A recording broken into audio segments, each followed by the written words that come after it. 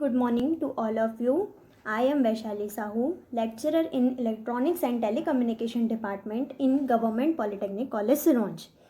यहाँ मैं जो सब्जेक्ट पढ़ाने जा रही हूँ दैट इज़ एनालॉग सर्किट, जो कि आरजीपीवी के पॉलीटेक्निक कॉलेजेस में थर्ड सेमेस्टर में ये सब्जेक्ट पढ़ा जाता है.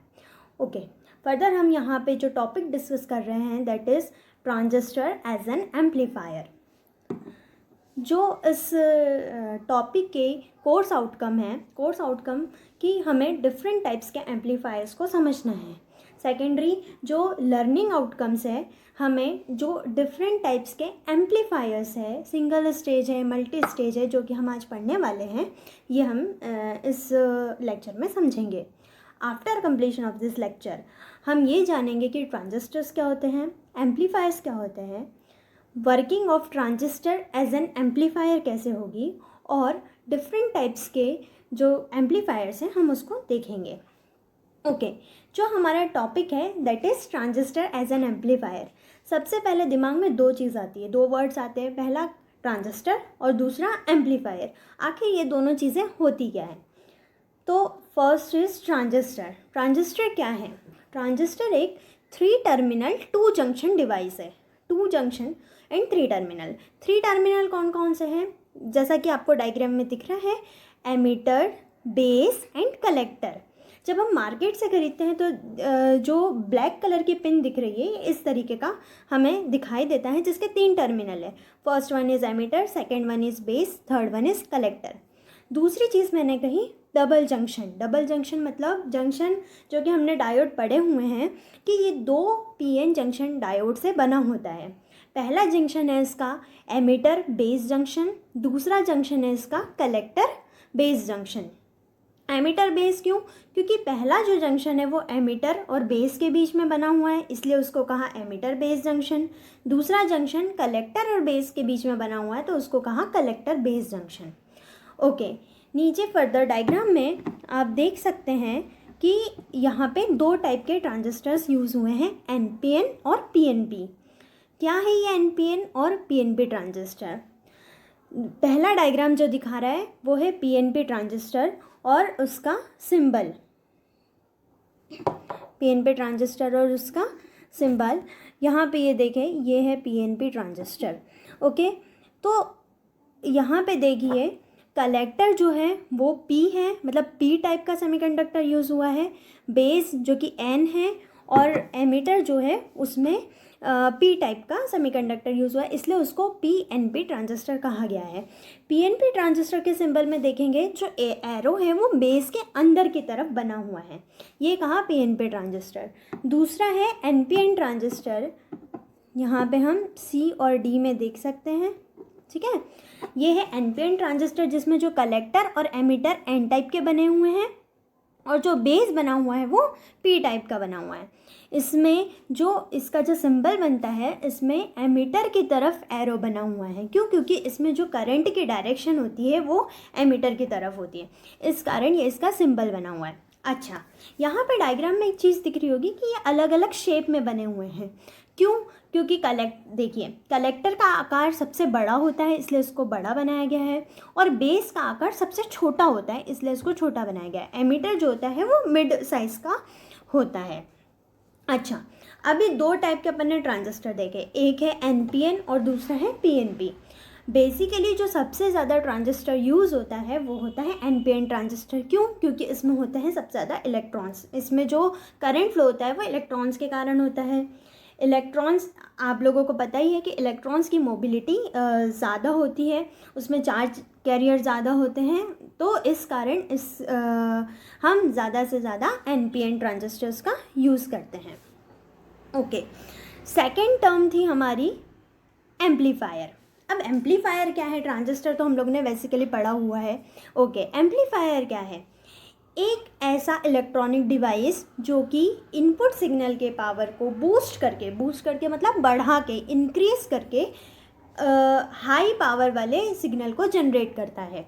मतलब एक लो लो वॉइस इंटेंसिटी का सिग्नल है, लो इंटेंसिटी का सिग्नल है, उसको जो डिवाइस हाई इंटेंसिटी के सिग्नल में कन्वर्ट करेगा उसको हम एम्पलीफायर कहेंगे। यहाँ पे मैंने देखो एक इक्वेशन लिखी है, P out is greater than P in. इसका मतलब क्या है कि आउटपुट एम्पलीफायर की आउटपुट पावर हमेशा ज़्यादा होगी इनपुट पावर से। जैसे फॉर एग्ज़ाम्पल, जैसे मैं कुछ बोल रही हूँ और यहाँ बहुत सारी पब्लिक है, ठीक है, तो पब्लिक में मैं क्या यूज़ करूँगी, माइक या लाउड स्पीकर। तो लाउड स्पीकर का काम क्या है, वो मेरी आवाज़ सब लोगों को तो सुनाई नहीं दे सकती अगर मैं ऐसे बोल रही हूँ। तो लाउड स्पीकर से क्या होगा कि हम अपनी वॉइस के पावर को इंक्रीज़ करेंगे तो ज़्यादा लोगों को सुनाई देगी। तो ये बेसिकली ये किसका काम है, कौन करेगा, ये एम्पलीफायर करेगा। एम्पलीफिकेशन में कोई जो इनपुट सिग्नल है उसकी वेव का शेप चेंज नहीं होता है और ना ही उसकी फ्रिक्वेंसी चेंज होती है। ये हम देखते हैं कैसे होता है। देखो, block diagram of a amplifier. Block diagram में आप देख सकते हैं कि एक एम्पलीफायर सर्किट है। एम्पलीफायर सर्किट क्या करता है, एम्पलीफिकेशन का काम करता है। एम्पलीफिकेशन मतलब पावर लेवल या वोल्टेज लेवल या करंट लेवल को इंक्रीज़ करना। हमने यहाँ पे एक इनपुट सिग्नल लिया, जो दिख रहा है छोटा है। जब वह एम्पलीफायर सर्किट से जाएगा तो वो सिग्नल का लेवल, यहाँ पे देखिए उसका एम्पलीट्यूड बढ़ा हुआ दिखाई दे रहा है। यहाँ पे ये जो आउटपुट सिग्नल है उसका, ये आउटपुट सिग्नल है, इसका एम्पलीट्यूड बढ़ा हुआ दिखाई दे रहा है। ओके, तो ये किसने किया, एम्पलीफायर ने किया। यहाँ पे मैंने देखिए 3 चीज़ें लिखी है। P out is greater than P in, मतलब आउटपुट पावर, अगर कोई डिवाइस आउटपुट सिग्नल की पावर ज़्यादा रहती है इनपुट सिग्नल की पावर से, तो ये कौन करेगा, एम्पलीफायर। अगर आउटपुट पावर और इनपुट पावर इक्वल होती है तो उसको कहते हैं बफर। और अगर कोई डिवाइस ऐसा कर रहा है कि हमने इनपुट पावर ज़्यादा दी लेकिन वो आउटपुट पावर कम करे तो उसको बोला जाता है अटेन्यूएटर। तो बेसिकली हम क्या पढ़ने वाले हैं, amplifier. Okay, why amplification is required. जैसा कि मैंने बताया कि बहुत सारे छोटे छोटे सिग्नल्स होते हैं या जिसकी पावर कम होती है, अब हमें वो ज़्यादा लोगों को सुनाना है, स्पीकर पे बताना है, तो बेसिकली इस एम्पलीफिकेशन का यूज़ वहीं किया जाता है जहाँ पे हमें उस सिग्नल को बूस्ट अप करना है या उसकी पावर को बढ़ानी है। इसलिए यहाँ पे एक डायग्राम भी दिखा रहे हैं कि अगर कोई बोल रहा है और उसको ज़्यादा लोगों को सुनानी है तो स्पीकर जो है उसके आउटपुट लेवल को इंक्रीज़ कर देगा। तो इसलिए एम्पलीफिकेशन की ज़रूरत होती है। ओके, फर्दर एम्पलीफायर में एक फैक्टर होता है गेन, जो कि हमें पता होना चाहिए। गेन क्या होता है, amplifier gain is simply it is the ratio of output to input. मतलब जो आउटपुट है उसको डिवाइडेड बाय इनपुट करेंगे तो हमें क्या प्राप्त होगा, गेन। अब चूँकि आउटपुट अपॉन इनपुट है तो आउटपुट पावर, मान लो पावर है तो आउटपुट पावर इनपुट पावर, ऊपर भी पावर है नीचे भी पावर है, तो दोनों की जो यूनिट्स होगी वो एक दूसरे से कैंसिल हो जाएगी। तो गेन की यूनिट क्या होगी, कोई यूनिट नहीं होगी। गेन जो होता है बेसिकली यूनिट लेस होता है और इसको एम्पलीफायर के गेन को कॉमनली ए सिंबल से रिप्रेजेंट किया जाता है। ओके, फॉर एम्पलीफिकेशन, अच्छा हम एम्पलीफिकेशन के लिए कौन सा डिवाइस यूज़ करें, तो जैसा हमने पढ़ रहे हैं कि ट्रांजिस्टर एज एन एम्पलीफायर, जो हमारे टॉपिक का नाम है, तो हम मतलब ट्रांजिस्टर को एम्पलीफायर के रूप में यूज़ कर रहे हैं। तो क्या हमारे दिमाग में आता है कि क्या हर ट्रांजिस्टर को कभी भी कैसे भी कंडीशन में यूज़ कर सकते हैं एम्पलीफिकेशन के लिए, नहीं। बेसिकली कौन कौन से ट्रांजिस्टर यूज़ होते हैं, बीजेटी, मॉसफेट और JFET. BJT bipolar junction transistor, MOSFET metal oxide semiconductor field effect transistor and JFET.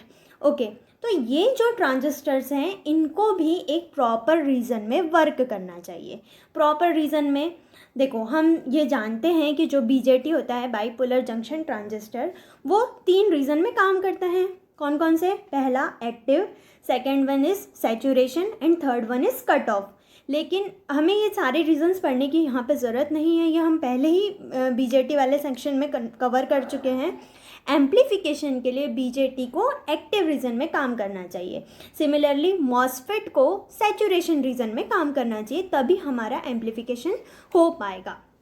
Okay, अच्छा ये ट्रांजिस्टर एम्पलीफायर है, इसके बेसिकली 3 कन्फिग्रेशन होते हैं, common emitter, common base, common collector. क्या है ये कन्फिग्रेशन, कॉमन एमिटर कॉन्फ़िगरेशन में जो इनपुट, देखो इसके 3 टर्मिनल आप जानते ही हैं सभी लोग, बेस, एमिटर और कलेक्टर। जो कॉमन एमिटर में जब इनपुट दिया जाता है वो बेस से दिया जाता है, और जो आउटपुट लिया जाता है वो कलेक्टर से लिया जाता है, ठीक है। और एमिटर को ग्राउंड कर दिया जाता है। जब एमिटर को ग्राउंड करेंगे तो हम क्या कहेंगे, that is common emitter transistor. Okay, second one is common base. Common base में क्या किया, जो इनपुट है, इनपुट लिया जाता है एमिटर से, और जो आउटपुट लिया जाता है वो लिया जाता है कलेक्टर से। और जो ग्राउंड किया, ग्राउंड किसको किया, बेस को, बेस को ग्राउंड किया, इसलिए हमने इसे कहा common base transistor. Third one is common collector transistor. Common collector मतलब कॉमन क्या होगा, कलेक्टर, जो ग्राउंड होगा, जिसमें नाम से ही स्पेसिफाइड है कि जो ग्राउंड है, जो कॉमन है, उसको बोला कॉमन कलेक्टर, या कलेक्टर ग्राउंड है यहाँ तो कॉमन कलेक्टर।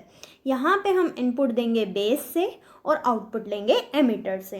तो ये 3 कॉन्फ़िगरेशन है बीजेटी के, common emitter, common base, common collector. हम लोगों को यहाँ जो बेसिकली पढ़ना है वो है कॉमन एमिटर ट्रांजिस्टर। ये देखिए यहाँ पे बना है कॉमन एमिटर ट्रांजिस्टर, जिसके 3 टर्मिनल आप सभी को दिख रहे हैं, बी, सी और ई। ओके, ये मैंने एक एनपिन ट्रांजिस्टर लिया है, जिसमें देखिए ई जो है वो एन है, एन मतलब एन टाइप का बना हुआ है, जो बेस है वो पी टाइप से बना हुआ है, और कलेक्टर जो है वो एन टाइप का बना हुआ है। तो एनपीएन ट्रांजिस्टर लिया। अब चूँकि इसको एक्टिव रीजन में काम कराना है, मैंने आपको बताया कि एम्प्लीफिकेशन के लिए हमें ट्रांजिस्टर को एक प्रॉपर रीजन में काम कराना है। तो चूँकि हमें इसे एक एक्टिव रीजन में काम कराना है, तो हम बेस एमिटर जंक्शन को फॉरवर्ड बायस रखेंगे। बेस एमिटर जंक्शन को फॉरवर्ड बायस रखने के लिए देखिए यहाँ पे एक बैटरी मतलब वोल्टेज कनेक्टेड है, वो है VBB। VBB ऐसे कनेक्ट है कि इसका जो पॉजिटिव साइन है, चूँकि वो बेस से कनेक्ट है, तो बेस का ऐसा बना है P से, तो P जब याद रखने का तरीका है कि P अगर पॉजिटिव से कनेक्ट है और N जो नेगेटिव से कनेक्ट है, it means it is forward bias. Okay, secondary जो कलेक्टर और एमिटर कनेक्टेड है वो रिवर्स बायस कनेक्शन से कनेक्टेड होना चाहिए। रिवर्स बायस कनेक्शन मतलब हमने जो VCC लगाया हुआ है, VCC का आप देखेंगे पॉजिटिव टर्मिनल जो है वो किससे कनेक्टेड है, कलेक्टर के एन टाइप से। कलेक्टर का एन टाइप मतलब एन जो कनेक्ट है पॉजिटिव साइड से बैटरी के, और जो एमिटर का एमिटर जो कनेक्ट है वो नेगेटिव टाइप से कनेक्टेड है। तो ये कौन सा कनेक्शन हुआ, रिवर्स बायस कनेक्शन। तो ये कॉमन एमिटर ट्रांजिस्टर के कनेक्शन है, जो कि जिसमें हम बेस एमिटर जंक्शन को फॉरवर्ड बायस रखेंगे और कलेक्टर एमिटर को रिवर्स बायस रखेंगे। ओके, ठीक है। अब जो करंट इनपुट में जा रही है, इनपुट हमने बताया था कॉमन एमिटर में इनपुट क्या होता है, बेस, बेस से हम इनपुट देते हैं। तो जो करंट इनपुट हो रही है वो कौन सी करंट हुई, IB, जिसका नाम दिया IB। एमिटर से जो करंट निकल रही है उसको बोल रहे हैं IE, और जो कलेक्टर से करंट अंदर आ रही है उसको बोलेंगे IC, जो कि आपकी आउटपुट करंट है। यहाँ आप देख रहे हैं कि IB और IC दोनों मिलके IE बन रही है। IB IC क्या है, base current plus collector current is equal to emitter current. ठीक है, ये याद रहेगा सबको कि बेस करंट और कलेक्टर करंट मिलके एमिटर करंट को बना रही है। ओके, क्या है इसकी इनपुट कैरेक्टरिस्टिक्स। इनपुट कैरेक्टरिस्टिक्स क्या होती हैं, बेसिकली आप यहाँ देखिए, जो इनपुट साइड है, इनपुट साइड मतलब बेस एमिटर वाला साइड। ओके, तो बेस एमिटर वाले साइड में आप देखेंगे कि इनपुट करंट IB है, और यहाँ पे बेस और एमिटर के बीच में जो वोल्टेज जनरेट हो रहा है, यहाँ पे लिखा हुआ है जो है VBE, ये बेस और एमिटर के बीच में वोल्टेज जनरेट हो रहा है। सिमिलरली जो आउटपुट साइड है, आउटपुट साइड मतलब कलेक्टर साइड, कलेक्टर साइड जो करंट आ रही है वो है IC, और जो वोल्टेज जनरेट हो रहा है वो हो रहा है VCE।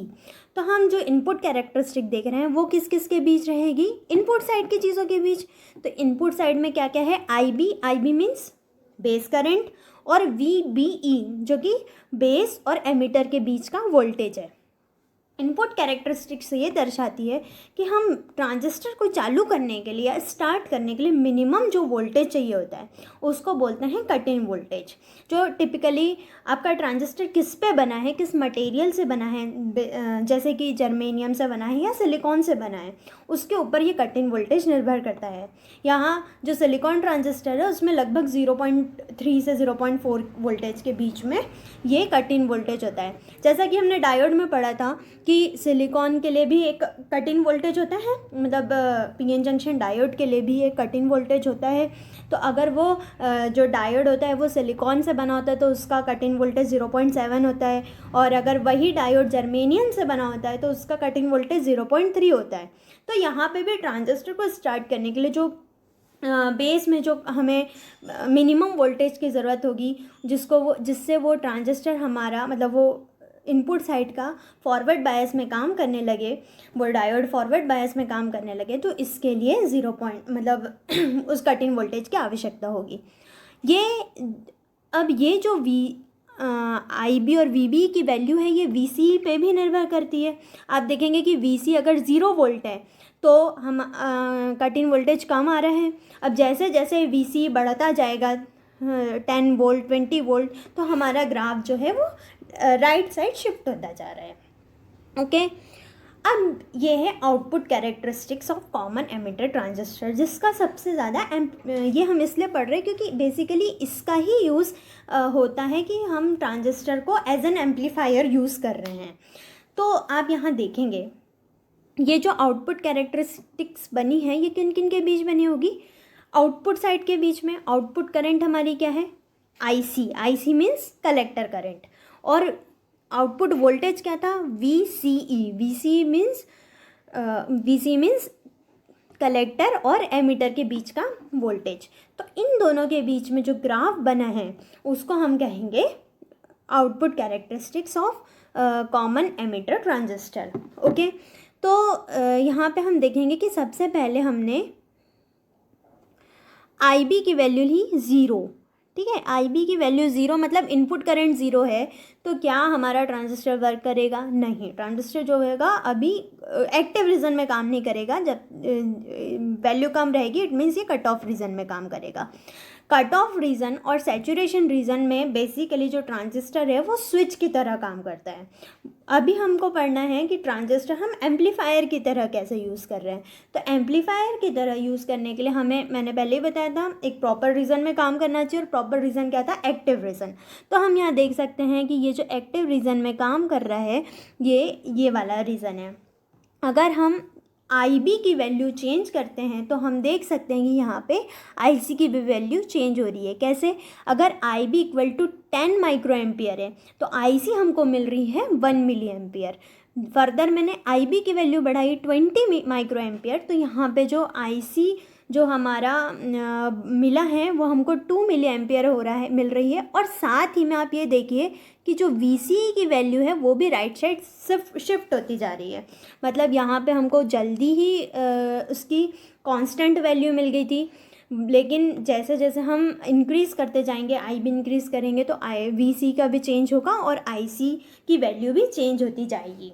ओके, हम देखते हैं, हमें निकालना है चेंज इन आउटपुट और चेंज इन मतलब आउटपुट करंट और चेंज इन इनपुट करंट। तो मैंने यहाँ देखिए फर्स्ट लिखा हुआ है डेल IB मतलब बेस करंट में कितना चेंज आ रहा है। ओके, बेस करंट मैंने 20 लिया है 20 micro ampere minus 10 micro ampere, तो टोटल आया 10 माइक्रो एम्पियर।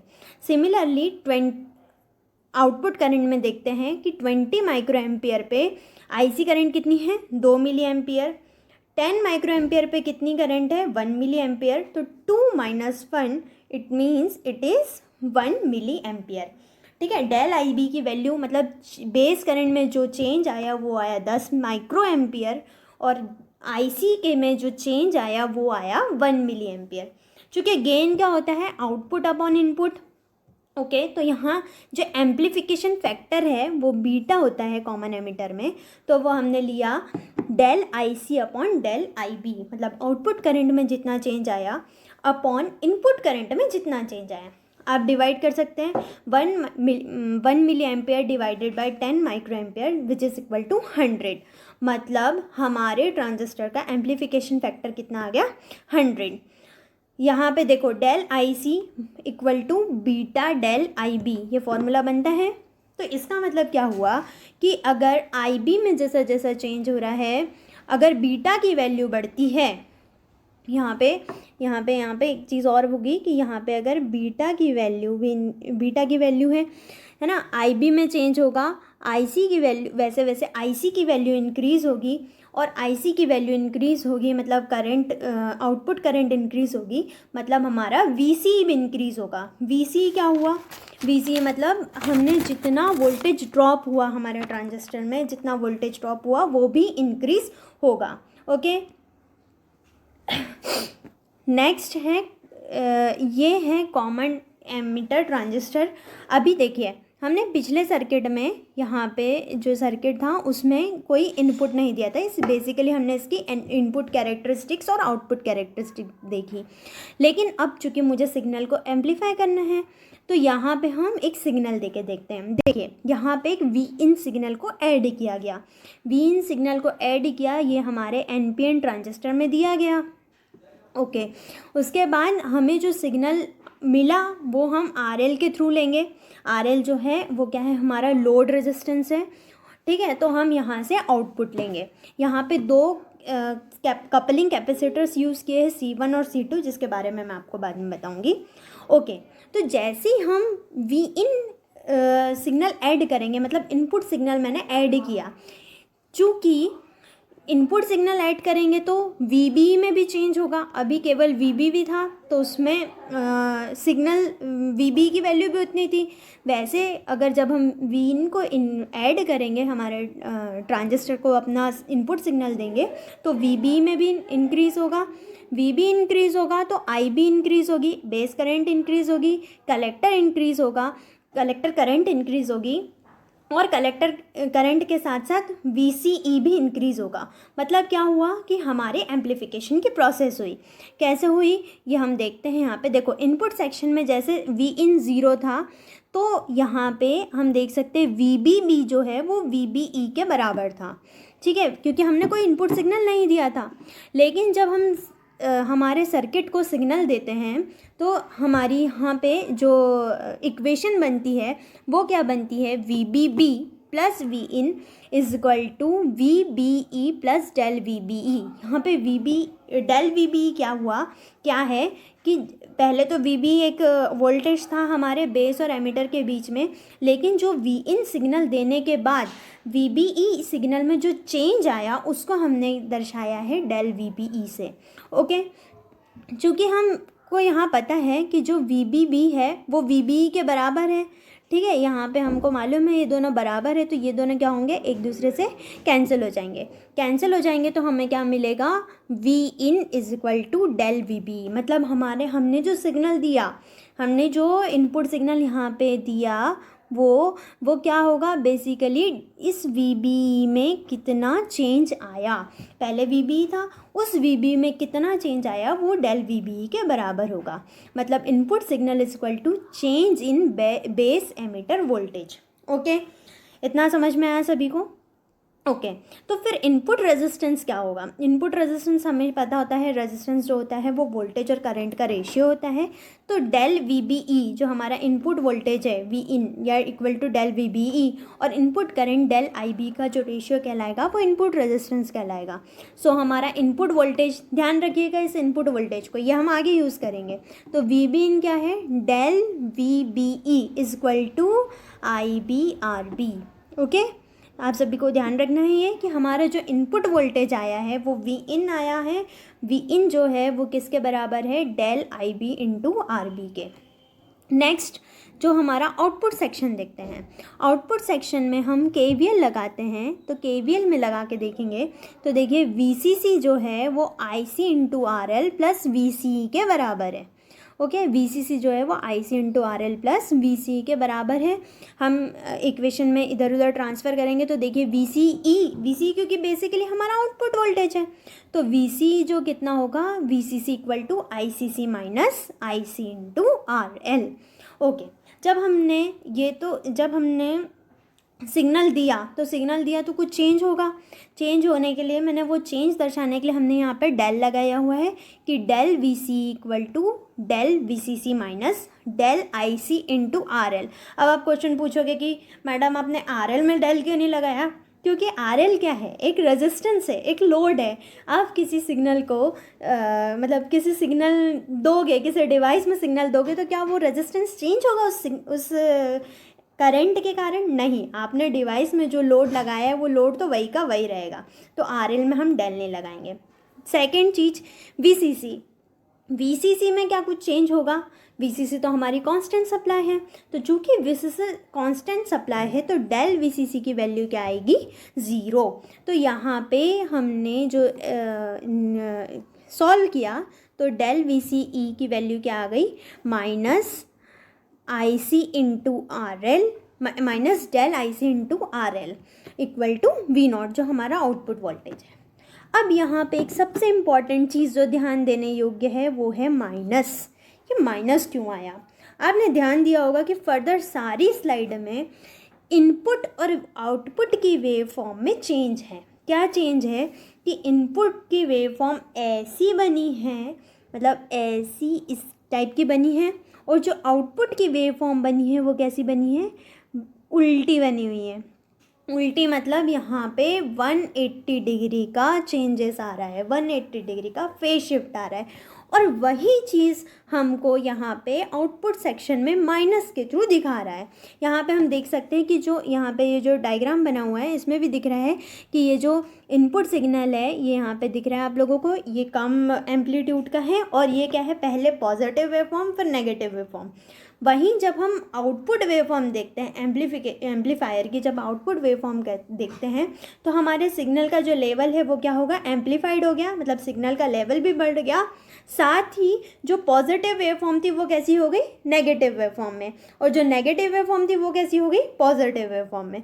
तो ये इसका बेसिकली इसमें क्या हुआ कि 180 डिग्री का फेज शिफ्ट हुआ।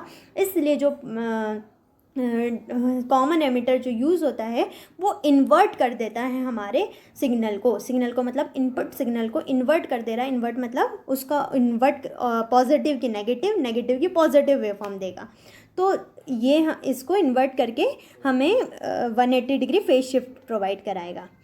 ओके, तो ये तो हमने पढ़ लिया इनपुट और आउटपुट। अब बेसिकली हमको क्या चाहिए? गेन क्या होता है? अब जैसे वोल्टेज गेन होता है तो वोल्टेज गेन क्या होगा? Output voltage upon input voltage. Output voltage V nought upon V in. मैंने बोला था कि वी नॉट क्या है? डेल वी सी है, मतलब वी सी में कितना चेंज आ रहा है, और वीन क्या है? वी बी में कितना चेंज आ रहा है। हमने लास्ट स्लाइड में देखा कि वी सी जो था वो था माइनस, यहाँ पे बड़ा है वी सी इक्वल टू, यहाँ पे अपन ने पढ़ा V C equal to minus I C into R L, और इसके पहले हमने एक और देखा था वी बी ई, जो मैंने आपको पहले बोला था कि ध्यान रखिएगा कि वीन कितना है? वीन जो है वो है del I B into R B. यहाँ पे ये दोनों चीज़ें हमने ध्यान रखने बोली थी मैंने, तो ये दोनों चीज़ों का हम यहाँ पे गेन में रखेंगे कि वीन जो क्या वी सी क्या है? Minus del I C into R L, और वी बी ई की वैल्यू है del I B into R B. Okay, हाँ, तो यहाँ पे ये फॉर्मूला आया किसका? ए वी का। A V means voltage gain. But हम जानते हैं कि जो एम्पलीफिकेशन फैक्टर होते हैं बीटा होता है वो क्या होता है? Del I C upon del I B. तो यहाँ पर हम वो वैल्यू रख सकते हैं। तो del I C upon del I B कितना हो गया? ए बी हो गया, और ए बी की वैल्यू यहाँ पे आएगी, ये थोड़ा सा शिफ्ट हो गया है, बट ए बी की वैल्यू होगी minus beta R L upon R B. Okay, ये हो गई है ए बी की value minus beta R L upon R B. इसका मतलब क्या हुआ कि जैसे ही हम आई सी इंक्रीज़ होगी, हमारी कलेक्टर करंट बढ़ी तो हमारा बीटा भी बढ़ेगा। ठीक है, बीटा बढ़ा तो एवी बढ़ा। एवी क्या है, वोल्टेज गेन, मतलब हमारा वोल्टेज में गेन में बढ़ा, वोल्टेज गेन इंक्रीज़ हुआ, मतलब हमारा एम्प्लीफिकेशन हमको मिला। सिमिलरली हम पावर गेन भी निकाल सकते हैं कि पावर गेन क्या होता है, output power divided by input power. और पावर क्या होता है, बेसिकली वोल्टेज और करंट का मल्टीप्लिकेशन।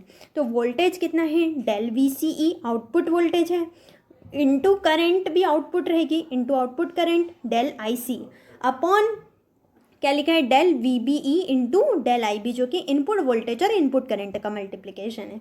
तो यहाँ भी हम देख सकते हैं कि जो del VCE upon del VB है ये क्या है, वोल्टेज गेन, और डेल IC और डेल IB क्या है, हमारा बीटा। तो ये फॉर्मूला आ गया पावर गेन का। बेसिकली यहाँ पे भी हमने जैसे वोल्टेज बढ़ा मतलब पावर भी बढ़ी, इट मीन्स कि हमारे को एम्प्लीफिकेशन मिला है कॉमन एमिटर ट्रांजिस्टर के थ्रू। और दूसरी चीज़ कि जो हमारी जो करंट मिली है, मतलब जो हमको आउटपुट सिग्नल मिला है वो इन्वर्टेड फॉर्म में मिला है। ठीक है, तो कॉमन एमिटर एम्पलीफायर में बेसिकली क्या क्या चीज़ हो गई कि हाई वोल्टेज गेन मिला, हाई करंट गेन मिला, पावर गेन भी ज़्यादा मिला। अब जो इसका इनपुट इम्पिडेंस होता है वो मॉडरेट होता है, आउटपुट इम्पिडेंस होता है वो भी मॉडरेट होता है। फिर 180 डिग्री फेज शिफ्ट होता है, ये मैंने आपको बताया कि इन्वर्टेड आउटपुट मिला मतलब 180 डिग्री फेज शिफ्ट हुआ। दो चीज़, यहाँ पे जो कपलिंग कैपेसिटर्स यूज़ किए गए हैं C1 और C2, ओके, एक ये यहाँ पे यूज़ किया C1 और एक यहाँ पे किया C2। ये क्यों यूज़ किया, तो कैपेसिटर क्या करते हैं, बेसिकली AC सिग्नल को पास करते हैं और DC सिग्नल को ब्लॉक करते हैं। ओके, तो जो हमारा पहला C1 कपलिंग कैपेसिटर यूज़ किया है तो वो इसलिए यूज़ किया क्योंकि चूँकि VBB जो है वो तो DC सप्लाई है और Vin जो इनपुट हमने लिखा वो AC सप्लाई है।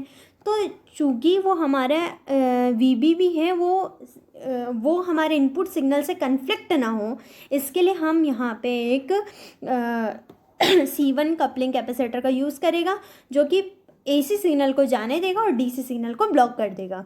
ओके, सिमिलरली जब हम आउटपुट लेते हैं तो आउटपुट में हमने यहाँ पे एक लगाया है C2 ये भी क्या करेगा, जो हमारी आउटपुट वेवफॉर्म आएगी वो AC सिग्नल आएगा तो AC सिग्नल को वो जाने देगा और DC सिग्नल को ब्लॉक करेगा।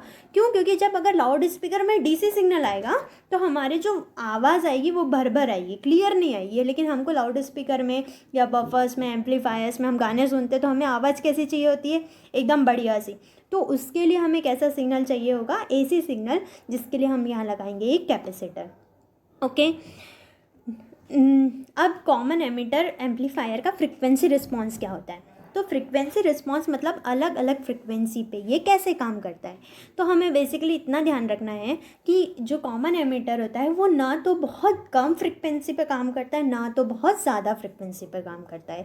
क्यों भाई, क्योंकि देखो यहाँ पे हम ग्राफ देख रहे हैं तो ग्राफ में भी आपको समझ में आ रहा होगा कि ये जो लो फ्रिक्वेंसी है FL के पहले वाली, यहाँ पे भी उसका जो ग्राफ है वो नीचे साइड है और हाई फ्रिक्वेंसी में भी उसका ग्राफ नीचे साइड है।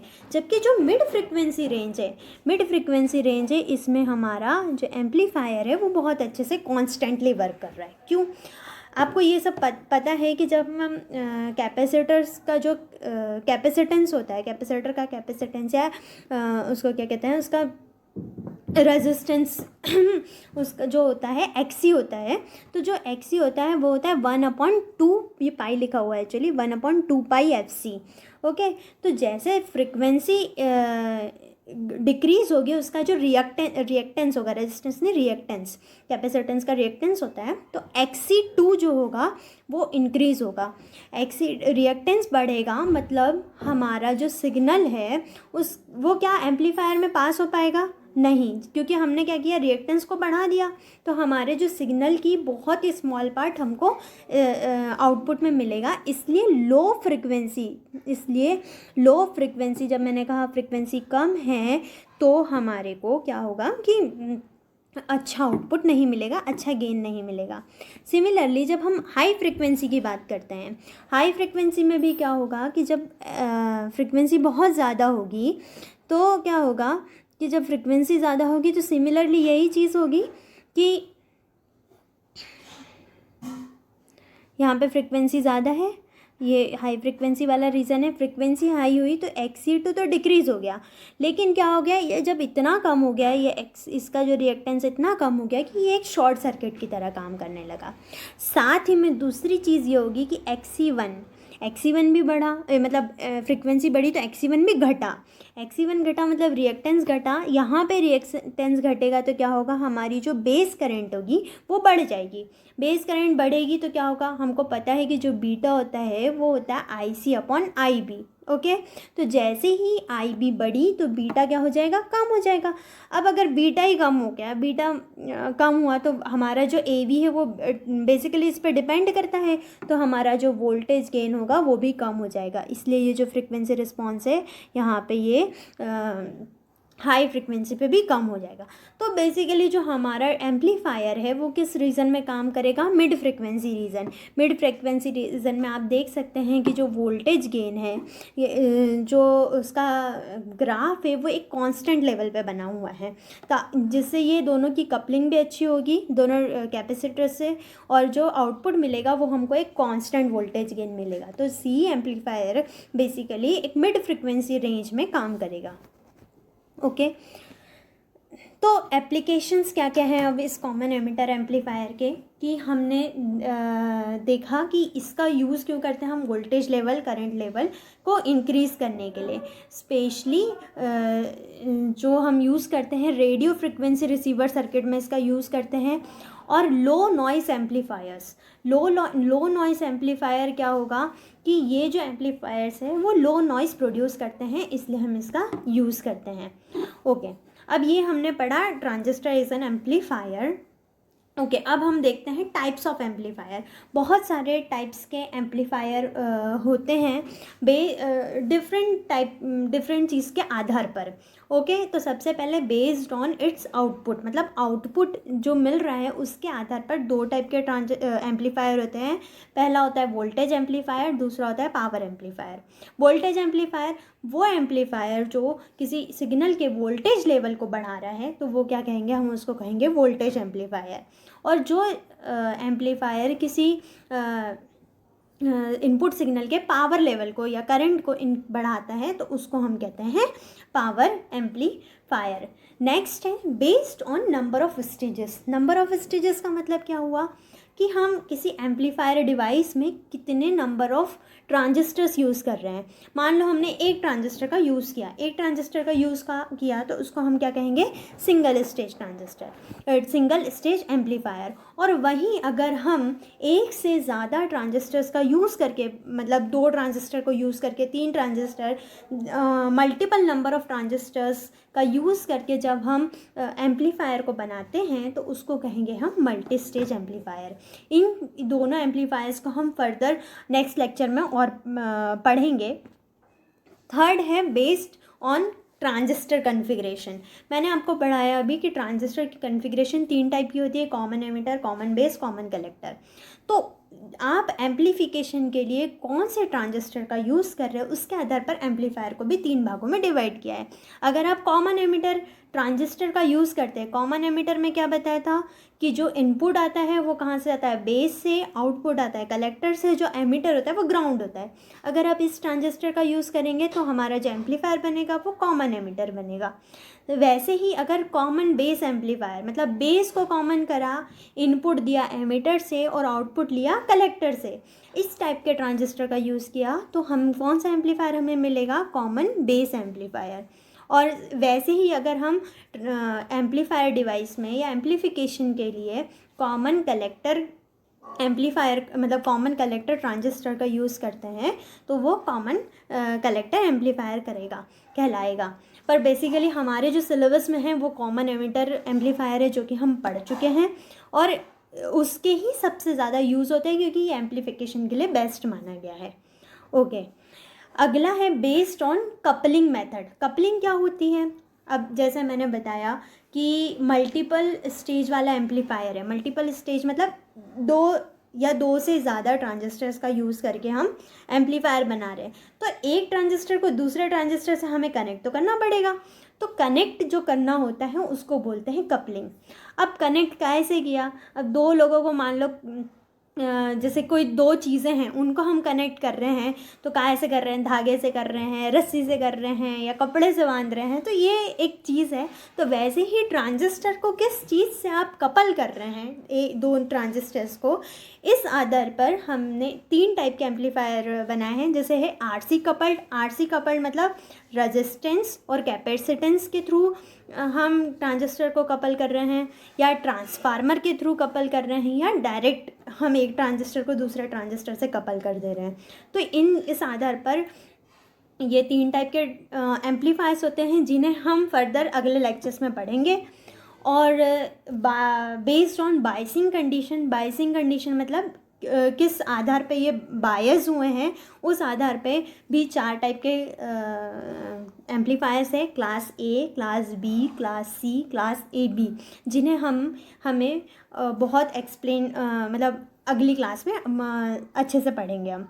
ओके, तो आज कंक्लूज़न, आज हमने क्या सीखा? सबसे पहले कि ट्रांजिस्टर क्या है और ये इसके कौन कौन से कॉन्फ़िगरेशन है। कॉन्फ़िगरेशन मतलब common emitter, common base, common collector, ठीक है। उसके बाद एम्पलीफायर्स क्या होते हैं, एम्पलीफिकेशन की ज़रूरत क्यों होती है, ओके।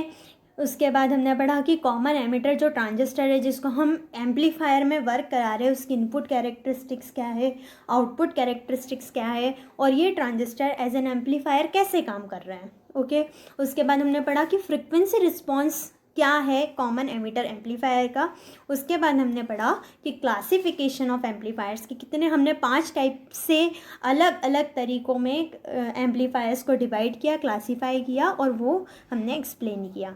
ओके, ये आप लोग का असाइनमेंट है, जिसको देख के सबको डर लगता है टेस्ट, लेकिन टेस्ट बहुत ज़रूरी होता है। अगर आपने अच्छे से समझा है तो आपको टेस्ट बहुत ईजीली लगेगा। 2 सिंपल से क्वेश्चन है, इसका आंसर आप खुद पढ़िए, ढूंढिए, समझिए, है ना। ये असाइनमेंट है आपका। ये रेफरेंस है, मतलब जहाँ से ये स्लाइड बनाने में मुझे थोड़ी मदद हुई है, ये रेफरेंसेस हैं उसके। आप इन वेबसाइट्स पे भी जाके थोड़ा बहुत पढ़ सकते हैं, देख सकते हैं। इसके अलावा थैंक यू। और फर्दर आपको कोई डाउट्स होते हैं या कोई क्वेश्चन पूछना है तो यू कैन मेल मी, ये मेरी ईमेल आईडी डली हुई है, तो आप मुझसे क्वेश्चन पूछ सकते हैं, कुछ डाउट्स हो वो पूछ सकते हैं, ओके। तो further thank you so much for ये सेशन के लिए। होप सो आपको सब समझ में आया होगा। Thank you.